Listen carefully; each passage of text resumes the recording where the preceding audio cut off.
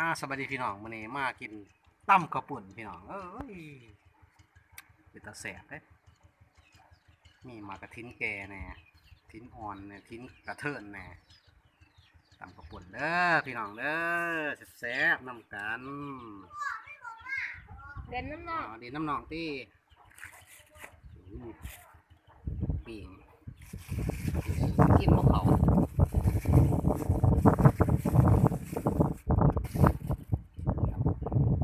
ใช้หมวกแม่ไปเลยตักเลย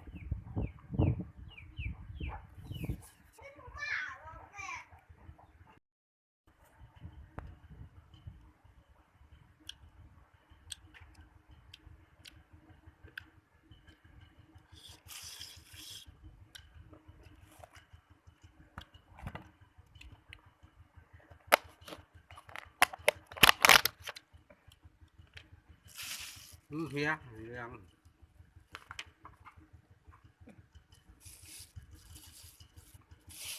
ดินโอ้เดี๋ยวปัดบุเปิด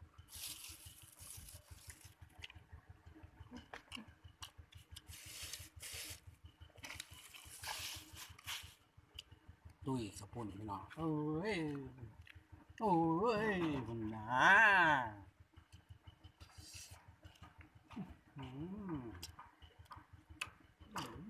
ที่นาที่นาขนมบ่แม่น่ะนี่แดงเนี่ยใช่เด้ ใช่นี่เด้หมกเล่นเอาเหนียวเอาถุงอยู่ที่มานั่งถังมันแดดเอาตังมาถือมันแดดนี่มานั่งถังผูกไปทาง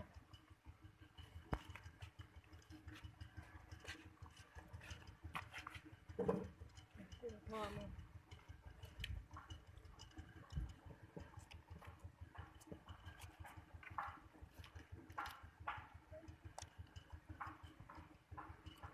นัด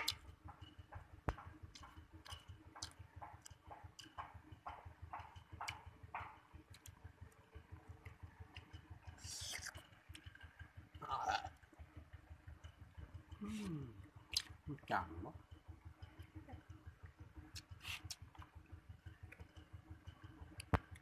ผูกพวกกระทิ้นเขาเนี่ยจะว่าใครแกมที่นี่นาสี่พิเศษแค่นั้นดิ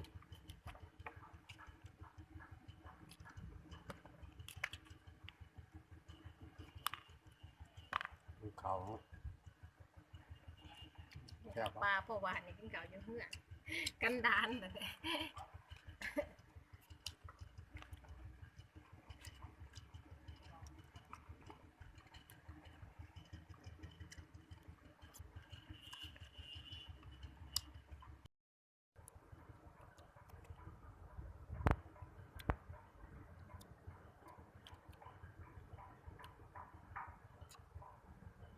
หลอมแสงเนาะมาเบิ่งหนองงาต้องเขาประจำคือดินเลย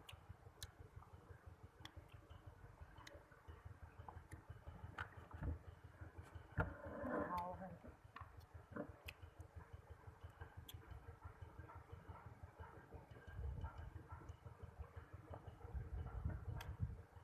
ก็เสียเราก็จับนี่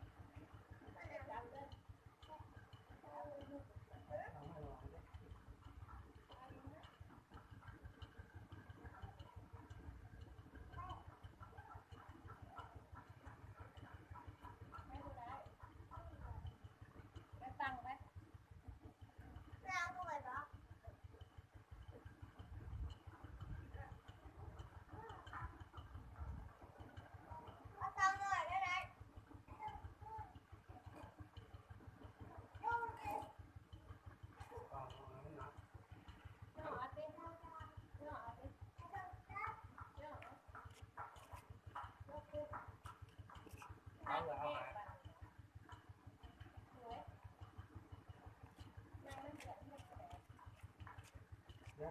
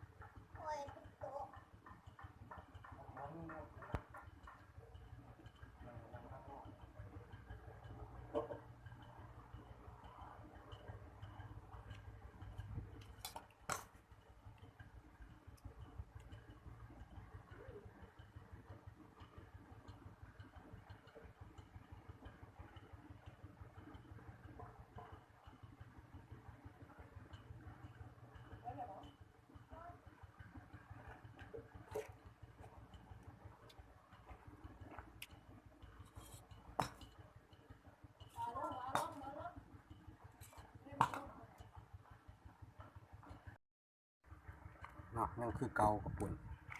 ตั้มกระปุ่นบ่มีปลาแดกรสชาติกระแซ่บซ้ำบ่มีปลาแดก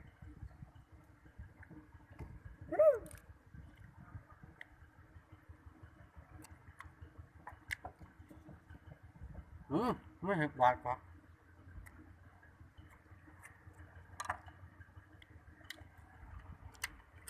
หน่อยคิดดู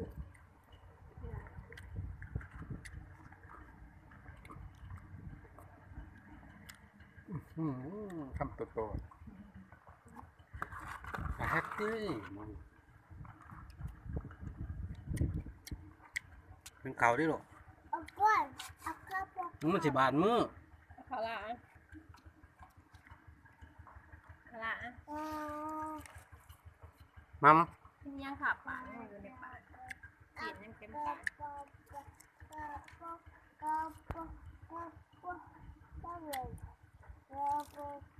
มันมีหนังมันแห้ง ไม่ไปใส่ไม่ใส่ไม่ผมนี่